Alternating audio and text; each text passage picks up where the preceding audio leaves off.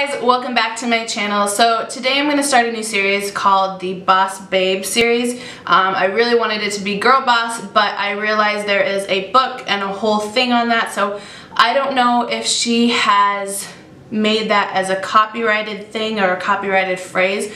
So just in case she has, because I don't want to step on toes like that, I'm just going to call this Boss Babes.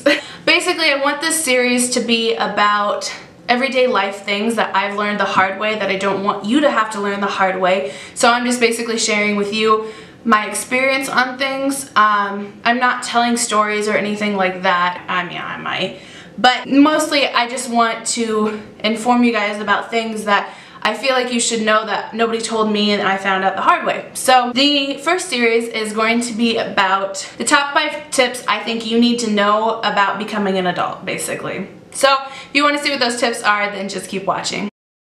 So my tip number 1 is that credit is actually important.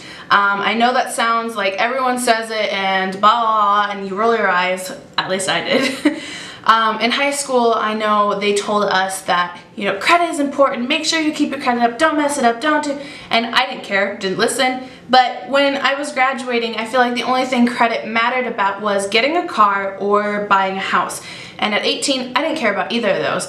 I had a car. It wasn't a great car by any means, but it was a car that was paid off. And to me, I didn't care about it. My thought was, oh, I'll just buy another car. I won't get something on loans or on payments. Plus, I wouldn't have been able to afford that anyways. So to me, it didn't matter. But now, in this day and age, I hate using that phrase, but in this day and age, everything is based off of credit. Getting a phone, you have to do credit or there's a deposit. Getting water or electric, some places, not all, but some places require a deposit if you have bad credit. What else? Obviously the car and the house is still credit, but basically everything has to deal with credit. So just make sure you're not messing it up.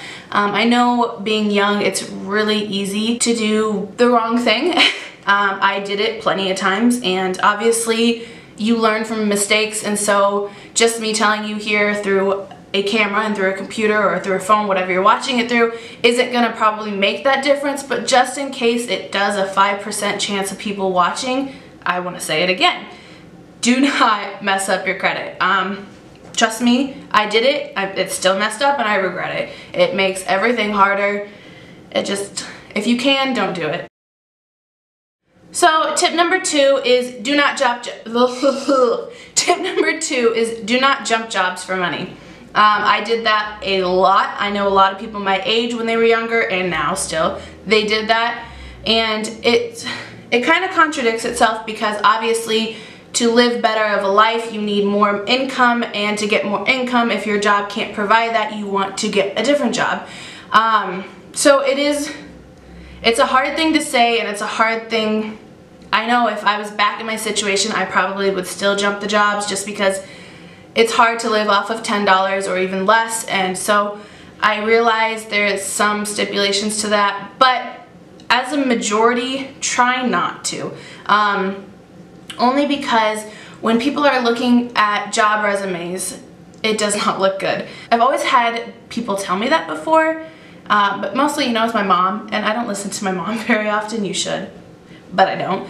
And so I didn't really listen to her, and I kept jumping jobs. And finally I got a job that I really like. I've been with it for 2.5 years, and so I don't really have to deal with that anymore. But before that, I think my longest job was 4 months, maybe 6 months at max.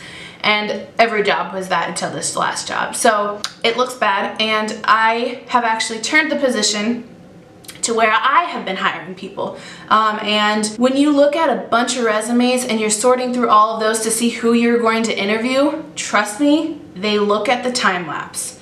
Not only do they look at, you know, obviously your qualifications and what kind of things you were doing at your previous jobs, but they do look at the time of the date, or they do look at the amount of time that you've been at jobs, but they also look at the amount of time between a job to the next job.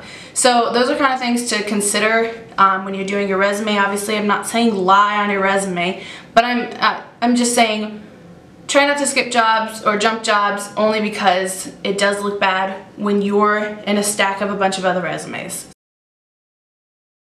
Alright, tip number 3. This is my favorite tip. only because it really happened to me and I still give my mom grief about it every day. But get renter's insurance. If you are renting, which I know the majority of us nowadays when you first move out are renting. It's actually kind of rare for somebody to move out of their parents' house and own. So get renter's insurance. This is something I really wish my mom would have told me, and I give her grief about it all the time because I did get robbed. I got robbed and I was actually living with somebody else, and so all of our stuff was gone. They just took electronics. They took, what did I have? They took my printer, my TV, my laptop. I can't remember. It's been probably 4 years by now. But I did get robbed. I didn't know renter's insurance even existed. I am kind of naive, or I was. I'm not anymore. But when I left my mom's, I was kind of naive, kind of really naive. So I didn't know a lot of things. My mom didn't teach me that kind of stuff. Because her parents didn't really teach her, so it was kind of just a way that it happened. But get renter's insurance. Mine right now is like 18 something a month. It's only 100 and something to pay for the whole year. So it's really cheap, it's inexpensive. It's one of those things like Netflix where they charge you monthly and you don't even notice because it's so little. So just do it. It'll save you a lot of hassle. Obviously, people don't get robbed a lot, but it still could happen, and depending on where you live, it could happen more frequently. So just get it. It's worth it. Just get it. Tip number 4 is do not get a lot of credit cards or loans. The only reason I say that is obviously if you have good credit or decent credit, you can get a lot of loans or get a lot of you can get a lot of credit cards and or sometimes a decent amount of loans. Obviously it's very tempting, especially if you're broke and don't have a lot of money. It's extremely tempting, but don't do it. Get a couple. And this kind of goes back, at least the credit card. With the credit cards, it kind of goes back to your credit. If you get a bunch of credit cards and you max them out, or even get 50 to 85% of them maxed out, it hurts your credit, and it hurts it a lot. And so in reality, credit cards, they're great for when you really need something and you don't have the money, but in reality, a lot of people just use them to build their credit. The long and the short is don't get too many credit cards and loans, because one, that means all of those that you're paying minimum payments on for every month. So if there's a month that you don't have a lot of money, you still have to pay those or it hits your credit. So it's just, I feel like it's better if you have maybe 2 or 3 max, but 2 is probably better. 1 is obviously best, but just because that way you can at least afford the minimum payment at a minimum. That sounds really weird to say.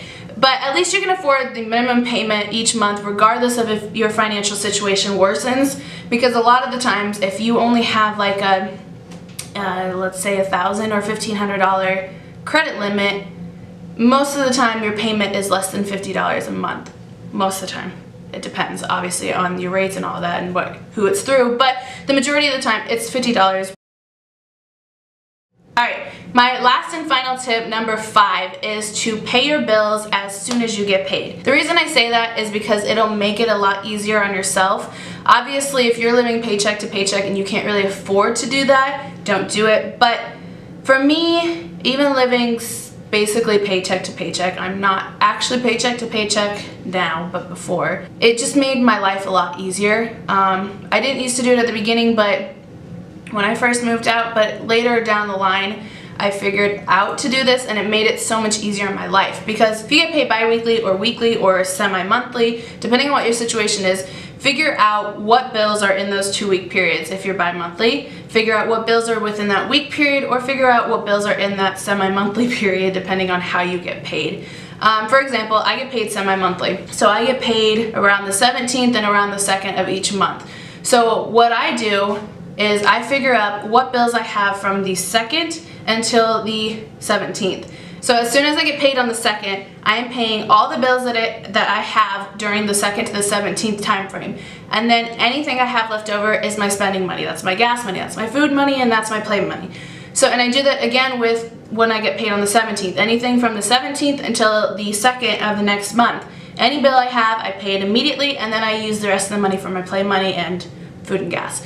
So For me, that has made my life so much better because I used to be late on everything, and I mean everything. And it wasn't, a lot of the times it was because I couldn't remember what date they were supposed to be paid, or I just didn't have the money because I didn't plan my financials better. And I don't want to sit there and plan my finances every month, figure out how much, like I don't like doing that. I don't want to have to do it. So for me, it's a lot easier, and I feel like it'd make other people's lives a lot easier if as soon as you get paid, figure out what bills you have to pay by the next time you get paid and just pay them immediately. But that way, after you pay all those bills and you know how much money you have left, then you can go to the grocery store, get all your food, and then that way you know how much extra play money you have that you can like go out to eat. Me and Mike have a really bad problem of going out to eat, so this really works for us because then it's like, you know, there's 3 days left until somebody gets paid and we only have a couple hundred left. We know we have to eat at home. We no longer have any money to go out to eat. So I feel like it makes life a lot easier, and it should help you with being able to get all your bills paid on time. So that's all I have for this video on these tips. So thank you for watching, and I will see you in my next one.